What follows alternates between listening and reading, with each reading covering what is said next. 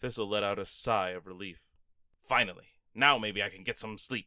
Then, first thing in the morning, I'll begin hunting down Professor Evergreen's hidden... He trailed off as he thought he had caught a flicker of movement from the corner of his eye. Nothing was there, but still something seemed off. The room looked strange somehow. A shiver went down the man's spine, and it was suddenly very cold. So much so that Thistle's breath was crystallizing before his eyes. Oh, great. Now the heat's gone out. Can this night get any worse? That's when Thistle realized what was wrong. The shadows in his room were not normal. They were twisted and longer than they were supposed to be. The next shudder that went through the professor's body had nothing to do with him being cold. Now he was scared. The shadows began to move, bending and twisting even more as they blocked out more and more light. No! No! Please, no! And then, as there was only a sliver of light left, something new appeared before the professor. It was a Gengar with the most evil smile Thistle had ever witnessed. Then it reached out a tiny arm and gave the man a push, and suddenly he was falling through layers of darkness until finally he landed in a bed of flowers. Well, this has been the nicest landing so far, I must say. The professor picked himself up and began patting the dirt off his clothes.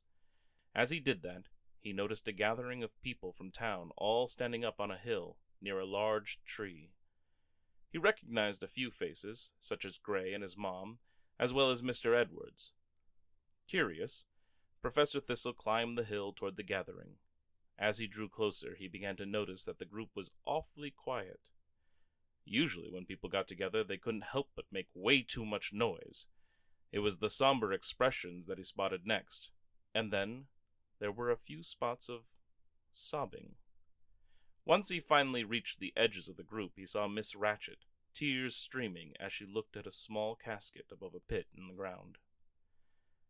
There was a part of Professor Thistle that knew almost instantly what was happening, but there was a stronger desire to not believe it possible that pushed that knowledge aside. What's going on? What kind of holiday celebration is this?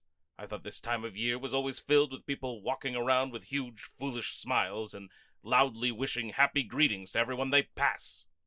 As if hurt by the professor's words, Miss Ratchet collapsed over the casket, sobbing even harder. Oh, Rosie, why? Why did you have to leave me too? Thistle stumbled back a step. The side that had already pieced together what was happening was fighting back against the side that wanted to remain ignorant. Rosie? Wasn't that what Miss Ratchet called her sister?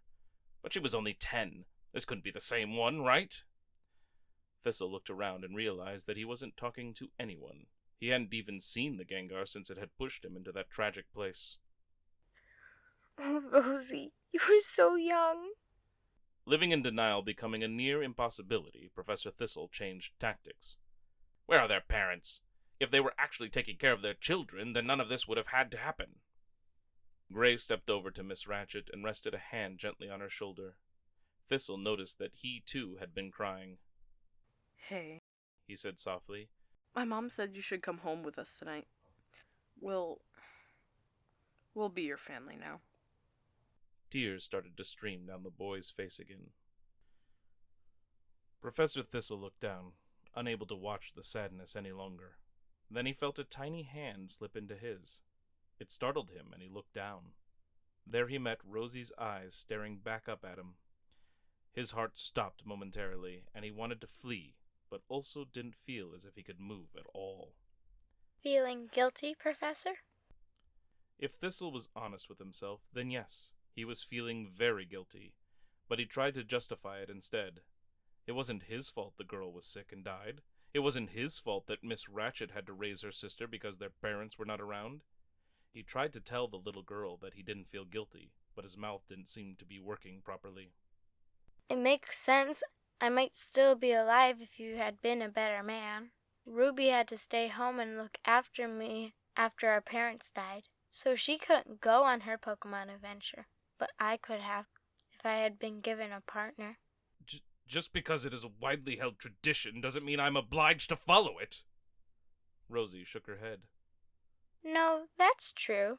If you were obligated, it really wouldn't mean much, would it? But do you think clinging tightly to every Pokemon has made you happy?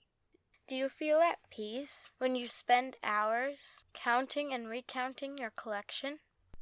What do you know? You're just a little girl. True, I was just a little girl, and now I'm gone. A life you never needed to consider, and it never made a dent in yours. No need to make me sound so cold. I didn't know about your condition. Because you didn't want to know. If it wasn't something that benefited your research or collection, then you couldn't be bothered.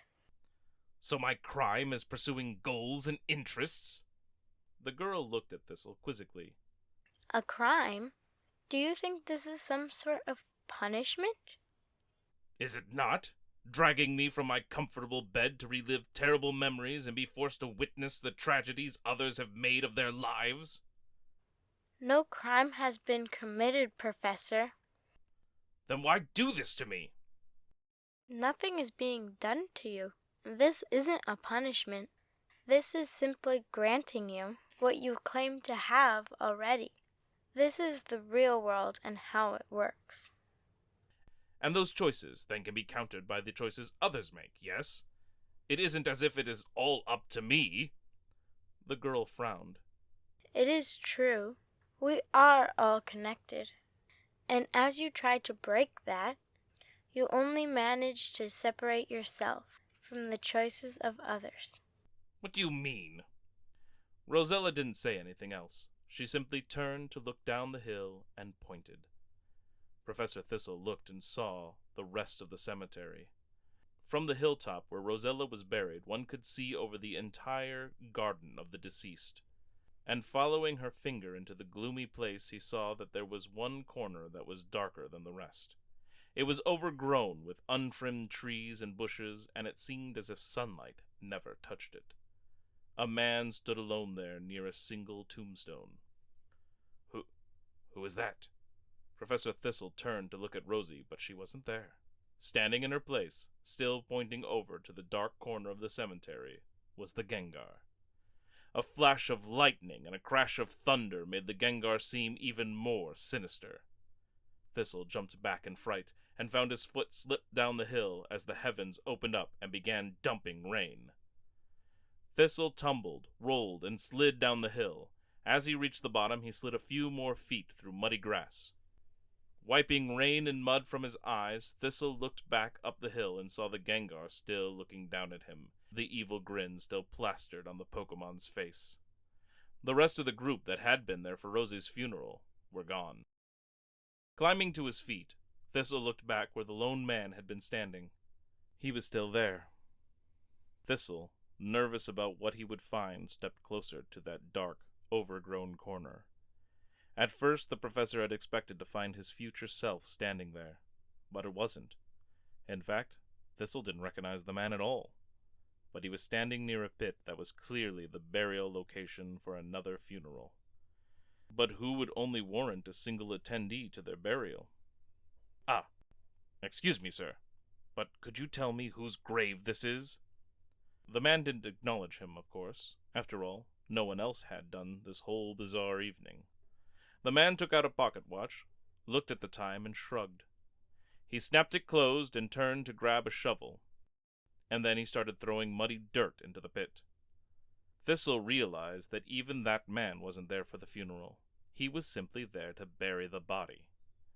Who would have lived such a life that not a single soul came to pay their respects? But he already knew. Thistle stepped closer, afraid of what he would see. He peered over the pit and, strangely, found it empty. No body, no casket. There was nothing there. So it isn't really a grave. Perhaps someone didn't die after all. That means this isn't my grave. He let out a sigh of relief. There was another flash of lightning, and the name on the crude tombstone was suddenly made clear for just a moment. Mortimer Thistle. No! Thistle blinked his eyes hard. No! It couldn't have said that. There's nothing here. There's no body here. This isn't my grave. Please, sir, tell me this isn't my grave. The man continued to fill in the pit, ignoring anything Thistle said. Desperate to get out of there, Thistle turned around to flee, only to find himself confronted by the Gengar once again. "Please, I'm done with these terrible visions. Take me away. You brought me here, so please make it all go away."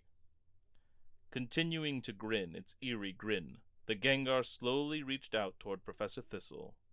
One little shove from the Pokemon and Thistle fell backward into the pit. "No! No!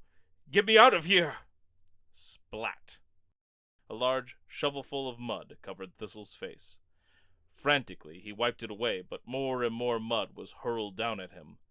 And the mud, combined with the continued downpour of rain, made it hard for Thistle to breathe, let alone shout. But he tried even harder, and each cry was more desperate than the last. "Please! I don't want to die! Someone! Anyone help! Help me!" But no one answered Professor Thistle's cry. Just as no one had come to see him buried, so did no one come to his rescue. Just as Thistle had always thought he wanted, he was all alone. And when his pleas died out, everything was finally quiet. The end. With a great big gasp and hands clawing at the mud on his face, Mortimer Thistle sat up with a jolt. His heart was racing and he felt as if he were suffocating, but, in truth, it was all in his head, the remnants of the vision he had just witnessed. For there was no mud on his face, just sweat. And there was no rain falling from the sky, or even a grave to be seen, for Professor Thistle was sitting in his own room, in his own bed. What? Was it all just a dream? He shook his head. No, it couldn't have been. It felt too real. But I'm alive. I can still make things right. His eyes wandered toward a clock, and he saw it was just after 7 in the morning. Is it still Christmas Day? Hopping out of bed, Thistle rushed downstairs where he felt a sharp pain suddenly enter his foot. He hopped up and down and realized it was a piece of the shattered glass from the night before. He tried to dislodge it, and most of it came out, but some small sliver remained. He didn't have time to deal with it, however, and quickly he set to work gathering supplies and getting dressed to go out. His foot still smarting, Professor Thistle grabbed a cane to help keep the weight off of it, as he limped out of his lab. He nearly bowled over a young boy almost as soon as he was out there. The boy looked up at the professor, frightened, certain he was about to be shouted at by the crotchety old man. "You, boy! You know that Pokeball in the Pokemart window?" That purple one with the M on it? Yes, precisely. Do you know if it's still there? Last I walked by, so. Fantastic! Then Professor Thistle handed a large sum of money to the boy. "Please purchase it for me, will you?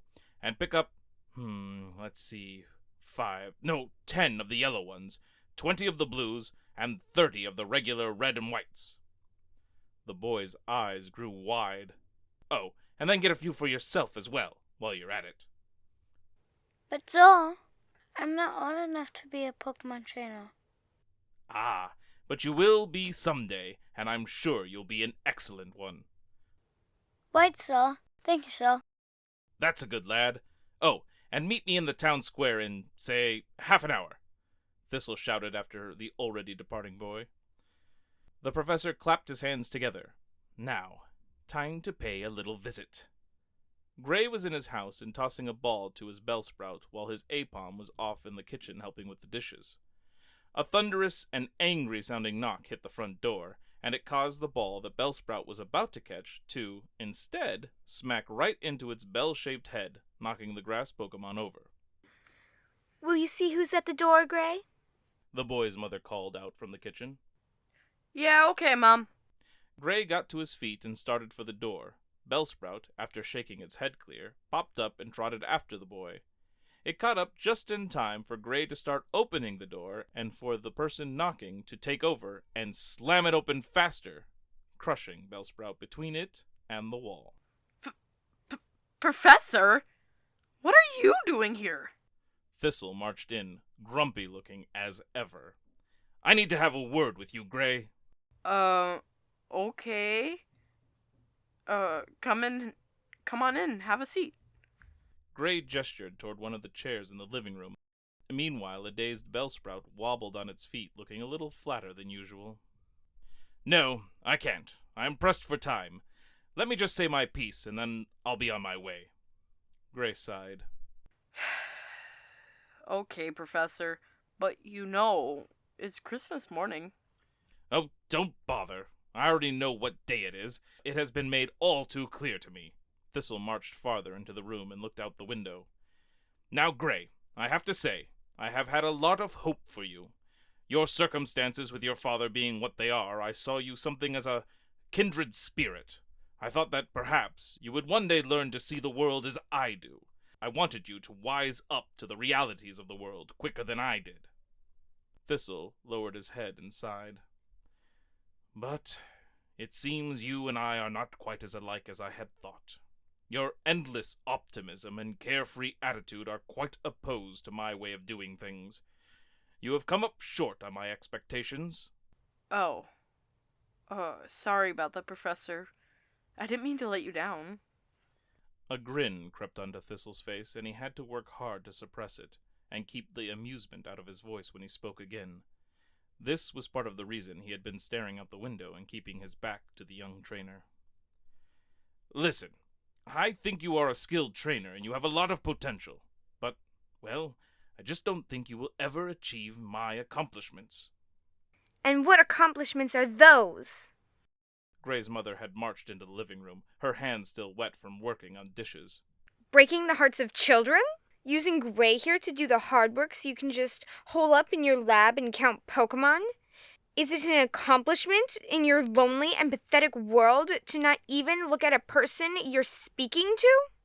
Mom, please, it's okay. No, it's not okay. The woman pointed a finger toward Thistle. You listen here, Buster. If my son never lived up to your expectations, he would be better off for it. There is no joy in your life, and the sooner you stop trying to suck the joy out of Gray's life, the better. So good riddance and get out. Thistle's face was red as he worked hard to keep himself from exploding into laughter. Once he felt he had regained control, he slowly turned around and gave them his grumpiest face yet. Ah, the mother.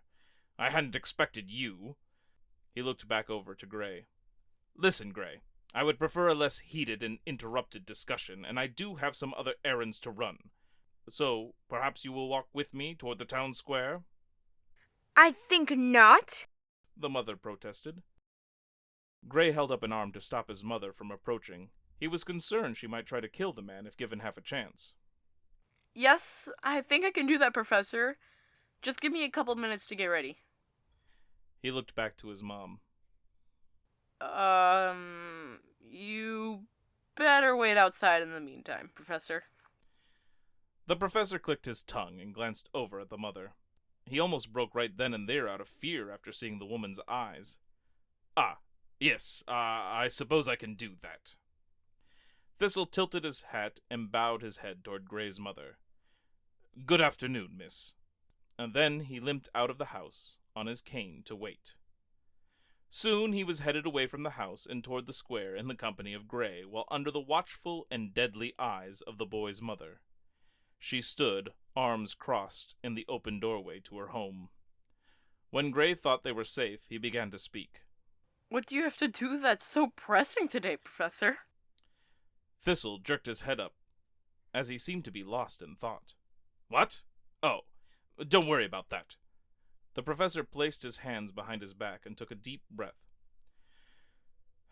So, as I was trying to say earlier, Gray, you are so far from what I had hoped you would become. I have serious doubts you could ever live up to the expectations I had for you. Gray's face fell. You see, if you had listened to me and worked hard instead of coming all the way back here every holiday, then you could have been something. Maybe the best there ever was. And one day, your collection of Pokemon might have surpassed my own. But, Professor, I still have so much time. No, Gray, do not interrupt me. That's why we left your mother's, remember? Thistle allowed himself a small smirk and gave Gray a wink.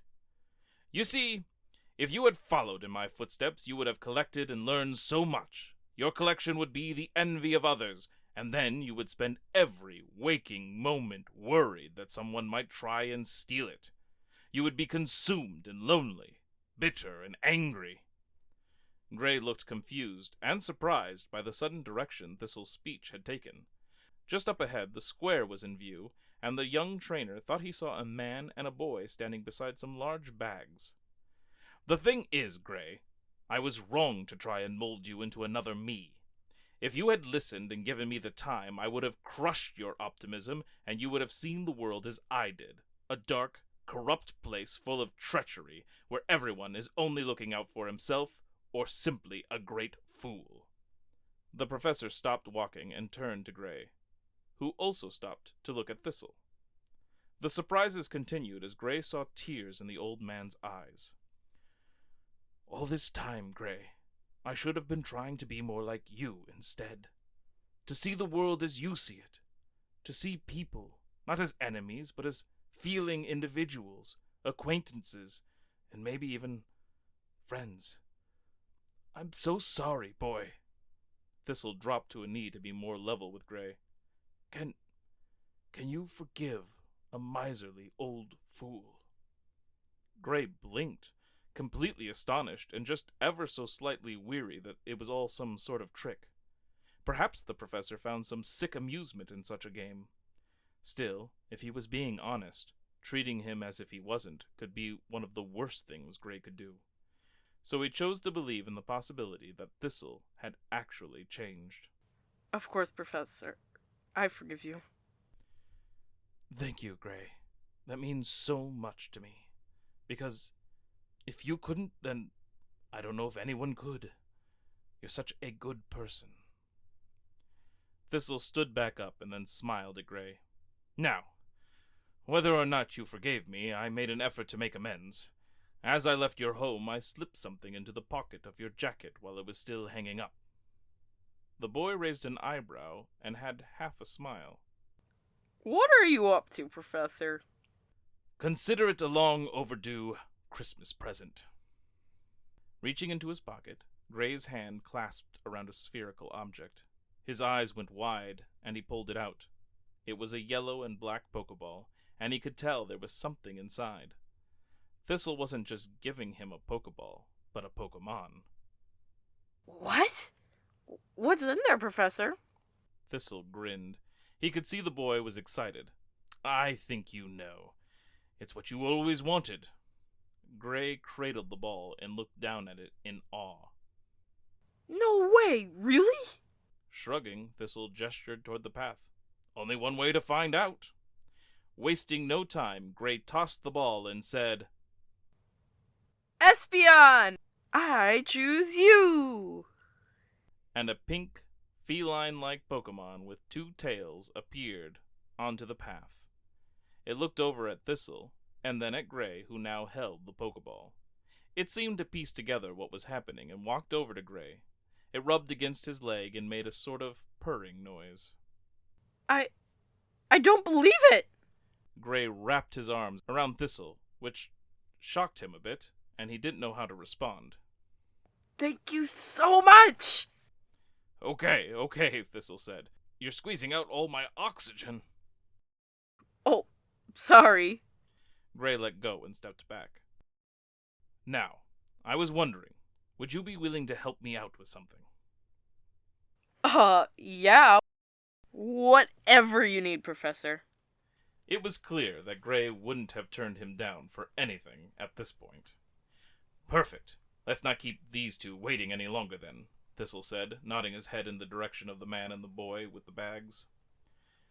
The boy had purchased everything that Thistle had asked him to, and the man said that when he heard who it was for, he had to see it for himself, and to make sure Thistle didn't change his mind on letting the boy spend the extra money on himself.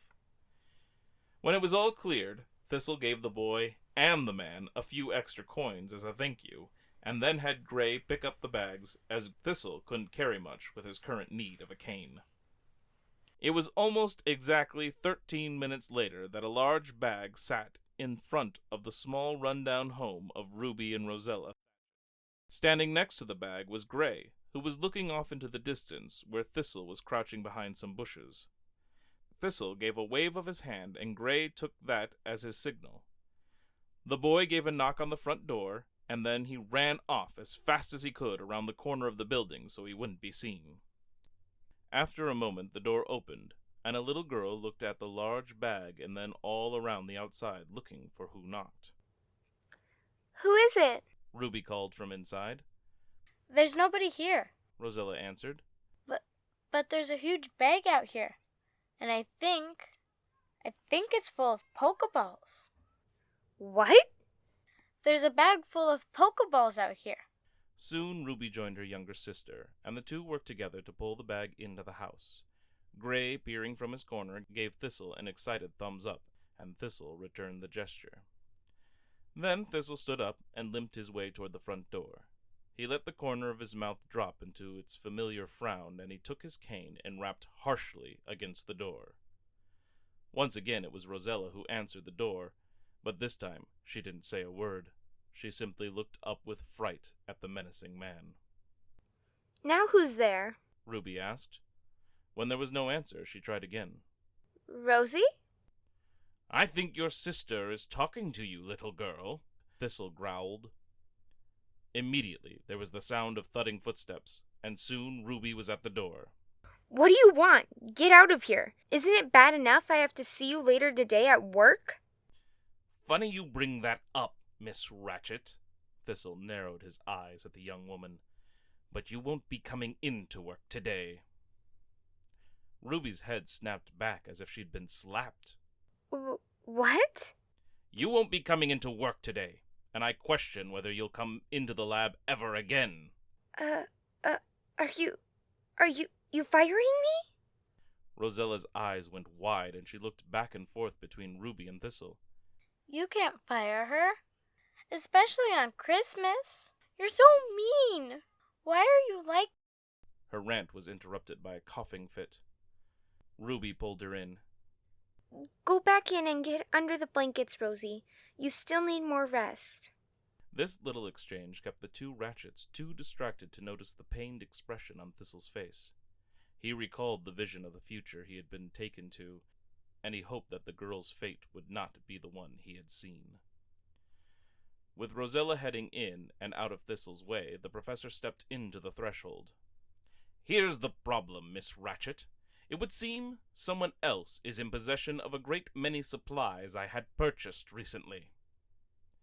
There was a frightened squeak from Rosie inside the house, and Ruby whipped her head around to look at Thistle again.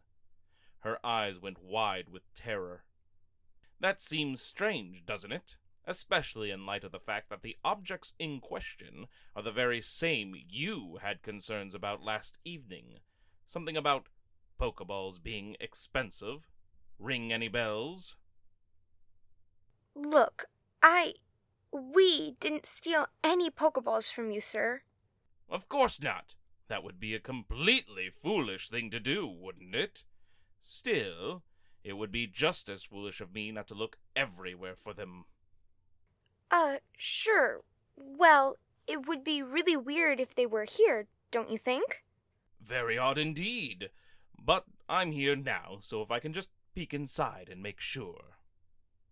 My sister isn't feeling well, as you could tell, so I think it's best you not come in, actually. The professor sighed. I understand. There was a look of relief on Ruby's face, and then Thistle said, But, still, I must insist.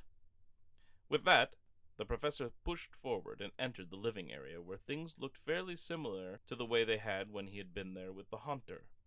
The only real difference was that the couch had a couple feet off the ground, as something large was apparently shoved underneath. Thistle almost busted out laughing right then at the humorous attempt to hide the bag of Pokeballs. Behind him, Ruby put her face in her hands and shook her head. No wonder the child is under the weather. There is quite a draft in here. Perhaps you should light a fire, Miss Ratchet. We don't have a lot of wood. We save the fires for evening. Ah, of course. Well, why don't you just have your Pokemon cut some more wood for you? Rosie peered up from under her blanket. Professor, we don't have any Pokemon. As I told you last night, if you might recall, Ruby said, her lips tight. She had moved over to stand next to her sister. Are you sure? I could have sworn you had a Machoke around. A harsh, bitter laugh escaped Ruby's lips. I think I would know if we had something so handy around. Thistle frowned. Well, then what's that Pokeball over there on the shelf? Whatever is in there must be able to help somehow at least. As I told you before, sir, we don't have any Pokemon and we don't have any Pokeballs. Thistle turned and pointed at the Pokeball on the shelf. What? That's not ours, Ruby said. Thistle raised an eyebrow. Evidence suggests otherwise. It even has your family name on it. What are you talking about? Ruby marched over to grab the Pokeball. There is no way it does, because we don't have any Pokeballs. Ruby stopped short when she picked up the ball, and it indeed had the name Ratchet inscribed on it. But that's impossible. Well, let's see how far your deception goes. Is there indeed a Pokemon in there? Nobody moved. Ruby and Rosella just stared at the ball with a mix of emotions that included fear, confusion, and curiosity. Well, get on with it.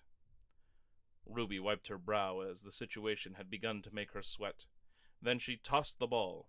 A flash of light, and then a large, muscular figure appeared. It was indeed a Machoke. No Machoke, eh? Thistle said. Are we still sticking to the Pokeballs I bought not being here? Ruby looked at Rosella, and Rosella was looking at Thistle. Yes? The younger girl said quietly. Thistle shrugged. Ah, well, I guess I'll have to continue my search elsewhere. But first, why don't you send that Machoke to get some wood, and then we can light this fire? You certainly wouldn't deny me an opportunity to sit and rest a minute. I've had a tough time walking all day after getting some glass stuck in my foot. Before anyone could stop him, he dropped down onto the raised part of the couch, and as soon as he did, Pokeballs poured out of the bag and bounced and rolled all over the floor. The professor shot back up and looked around. Ah, so the Pokeballs did end up here! Rosella vanished under her blanket, and Ruby started speaking rapidly. We didn't know they were stolen. Someone just left them outside our front door. There was a knock on the door, and when Rosie answered, nobody was there. Thistle held up a hand to stop the young woman's rapid explanation. Hold on. Stolen? Whoever said they were stolen? Rosella peeked her eyes back out, and Ruby looked at Thistle as if he'd lost his mind. You did! You said they were stolen! Did I? Thistle began stroking his chin. I don't think I did. After all, I hadn't thought they were stolen. But you said that you just bought them and that you were looking for them. Yes, looking to see if they were here. They were a gift. I bought them for all of you. Well, actually, I gave a boy some money so he could buy them for me, and then I had Gray carry them over, but it was my intention to have these all brought here. You, Professor Thistle, who clings tightly to everything he owns? And hates Christmas. Right, and hates Christmas. Thanks, Rosie. You bought us a gift? All this? Is it not enough? No! Oh, I see. How much more do you think you need? No, no, this isn't true. This is some kind of trick. Hey, yeah, wait. Rosella spoke up again, her face completely uncovered now. You said you were firing her for stealing. I think if you play the conversation over again in your mind, you will find I did not. I suggest that your sister might not come back to work for me, and there was a very good chance she wouldn't be coming back to the lab. After all, I have not treated her very well during her time with me. I've not treated you well either. Which brings me to my other gift, though admittedly it is something I should have given you ages ago. For the first time, Thistle saw hope return to the young girl's eyes. I have 3 Pokeballs here, each with a different Pokemon inside. You can choose one, and only one, to be your partner. Rosella threw off the blanket and rushed over to Thistle. What's inside them? What choices do I get? Well, I don't want to spoil the surprise, so instead, I will tell you the types. We have fire, water, and electric type Pokemon. Which one do you want? Rosella thought for about a quarter of a second and then said, Fire. Very well. Thistle handed over the Pokeball. Don't open it just yet. What? Why not? Because I want your sister to choose one as well. Ruby's mouth dropped. I know I'm extremely late on this, and I wish I could go back and change it all for you. But, well, it can be yours now. Well, I guess water. I've always liked water. Then here you are. A shaky hand reached out to collect the Pokeball Thistle offered. All right, open them. Both girls unleashed their new Pokemon, and out emerged a Flareon and a Vaporeon. The new Pokemon trainers were shocked to see what Thistle had just given them. And this is why I don't expect to see Ruby in my lab for a while. After all, she had been robbed of her own Pokemon journey earlier in life due to my greed. And the two of you being so close, I can't imagine she would have an easy time with you going off alone, Rosella. And so, in short, I will continue to pay Ruby and fund your journey. I won't hear a word against it. Just consider it back pay for all the money I should have paid you in the years that have passed. Soon after, Gray joined the celebration in that tiny home. Gray called his mother, and she came over, and Thistle apologized to her for his earlier prank and the way he had treated her and her son. News of Thistle's change spread throughout the town, and the boy, the Pokemart shop owner, and many others also came by, and some even started working on a few repairs the house desperately needed. Thistle even contacted Mr. Edwards and his other aides to come by. Professor Thistle also assured that Rosella saw a doctor and got the medicine she needed to get over her illness, and Thistle hoped that it had been enough. The decisions of that day had lightened the old man's heart, and he once again found joy in researching and learning about Pokemon, a joy he had lost so long ago. He even forgot all about the money his partner, Professor Evergreen, may have hidden somewhere in the lab. It no longer mattered to him. As years went by, the people in town had come to consider Professor Mortimer Thistle the most generous man in town, and he never failed to offer a smile if you were to pass him by. The end.